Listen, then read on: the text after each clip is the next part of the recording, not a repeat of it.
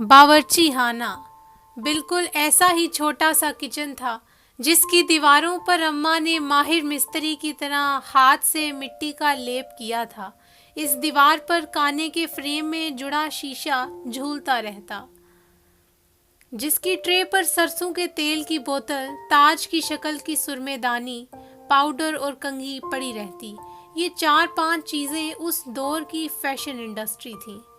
Kitchen का दरवाजा जाली का था, जिस पर सर्दियों में पटसन का टाट लटका रहता। सुबह सुबह तैयार होकर जब किचन में टाट की दबीज तह पर आलती पालती मार के चूल्हे के करीब बैठना, तो तवे पर अम्मा की उंगलियों के बीच घूमती शर्माती आलू वाली रोटी भूख भड़का देती। अम्मा रोटी को यूं घुमाती जैसे किसी उर्स पर कोई मस्त मलंग घूमता है। जो ही रोटी जंगेर में आती, मक्खन का पेड़ा शड़प से बगलगीर होते हुए खुद को रोटी के इश्क में फना कर देता। दही की कटोरी में शक्कर का छिड़काव करके रोटी के किनारों को मेरी वीडियो की तरह इग्नोर करना और ऐन वस्त में से कड़कता निवाला उठाकर दही में गुस्ल देना। ठंडे हाथों में गरम रोटी टकोर करती और इसी असना में दूसरी रोटी next please get aside make a room for me कहती हुई जंगीर की रौनक बढ़ाती। चाय की नक्शो निगार वाली प्याली से ठठरते होंठ जो लगने, तो गोया जिंदगी की रमक लौट आनी। एक एक घूंट बड़े एहतमाम से निगलना, जब कहना अच्छा अम्मी जी चलता हूँ, तो अपने आटे वाले हाथ पल्लू से साफ करके अम्मा ने सर पर फेर के मोहब्बत भरा बोसा देना।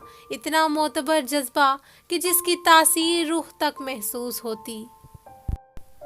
जब कच्चे घर की जगह पक्की दीवारें खड़ी करने का फैसला हुआ, तो आपा ने काल करके कुछ वक्त के लिए मोहलत मांगी, जैसे पुराने घर में उनका कुछ रह गया हो।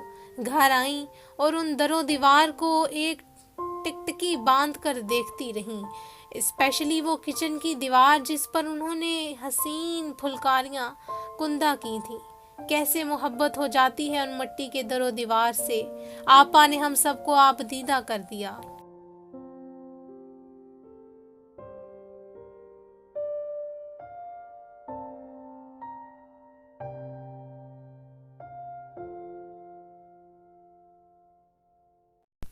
सबकी आंखें नम और दिल गमज़दा थे। यूं महसूस हो रहा था जैसे इस आंगन में रहने वाले मकीनों से ही बरकतें और रौनक थी बस। और वो सारा मंजर आंखों के आगे घूम गया जब सहन में धूप सेंकते तमाम बहन भाई और अम्मा अब्बा बैठा करते थे।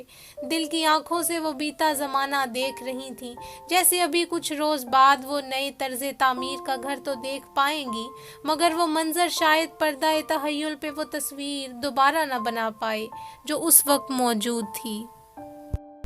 सब कुछ वैसा ही नजर आ रहा था, मगर इस सारे मंजर में अचानक ही कुछ धुंधला गया था। माँ नजरों के सामने अचानक हंसती खेलती ओझल हो गई थी। कपकपाते लरसते होंठों और घिघियाई आवाज में आपा बस इतना ही कह पाई, माँ माँ याद आती है।